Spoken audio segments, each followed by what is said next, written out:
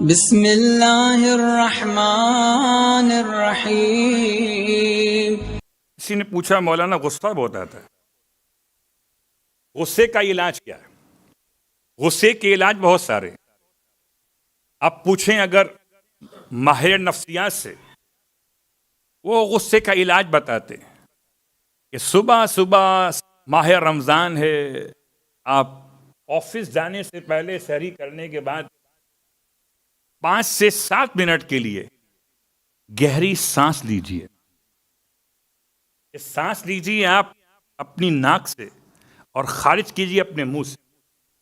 اسے کہتے ہیں گہری سانس، کچھ دیر روک کر پھر اسے نکالنا۔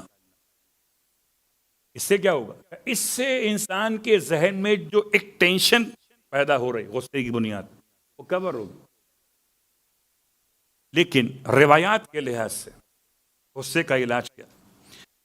وہ سارے غصے برے نہیں ہوتے، کچھ غصے اچھے بھی ہوتے ہیں۔ اگر اچھے والے غصے نہ ہوتے تو پھر یہ کافروں کے حصے بکرے کیسے ہوتے؟ اچھے غصے ہیں تو جہاد ہوا ہے، اچھے غصے نہ ہوں تو نہ جہاد ممکن ہے، نہ حسین کا ماتم ممکن ہے۔ ورنہ بھلا کون اپنے آپ کو پیٹے گا؟ کون کہے گا مولا حسین کی یاد میں کہ یا حسین؟ تو یہ اچھا غصہ اپنے مقام پر رکھی، اور یہ وضاحت بہت سارے علماء نے کی ہے۔ لیکن غصے کا علاج قرآن میں کہاں پر ہے؟ غصے کا علاج سورہ مبارکہ انعام کے اندر۔ آیت کا نشان ہے بہت آسان، یعنی کہ تیرا۔ اگر تو ہو جائے گا، خدا کہتا ہے میرا، تو آیت ہوگی تیری۔ وَلَهُ مَا سَكَنَ فِي اللَّيْلِ وَالنَّهَارِ وَهُوَ السَّمِيعُ الْعَلِيمُ۔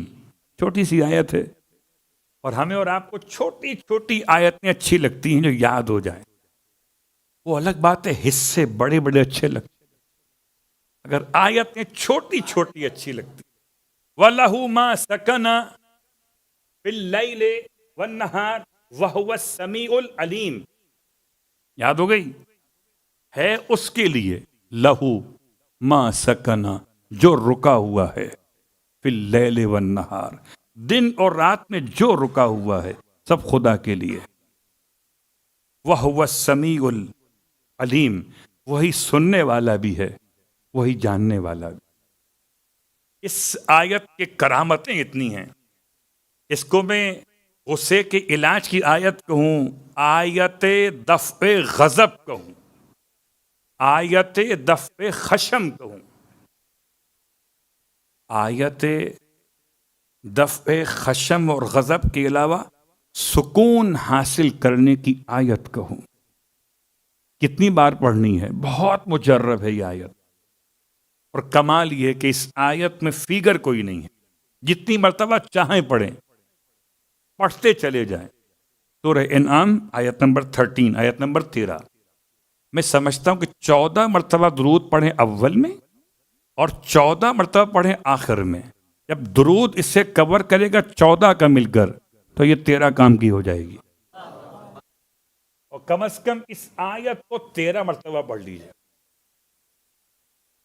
کیونکہ ہمارے اور آپ کے درمیان جو ہے وہ جب تک فیگر کوئی خود سے نہ بیان کی جائے، سمجھتے لگتا ہے کوئی دوا تو دی ہے مگر یہ لکھا ہی نہیں کھانی کتنی دفعہ صلوات پڑھے محمد وآل محمد۔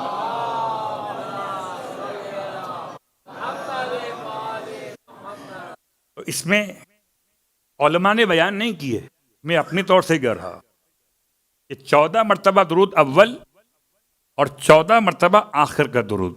یہ تو آپ سمجھتے ہیں جتنا پڑھیں گے اتنا آپ کو فائدہ ہے، اور آیت جتنی بار تکرار کریں، کیونکہ نمبر 13 ہے، تو اس سے استفادہ میں نے کیا کہ میں اس کو 13 مرتبہ پڑھ لیتا ہوں۔ وَلَهُ مَا سَكَنَ فِي اللَّيْلِ وَالنَّهَارِ وَهُوَ السَّمِيعُ الْعَلِيمُ۔ ٹھیک، بات واضح ہو گئی؟ اب آئیے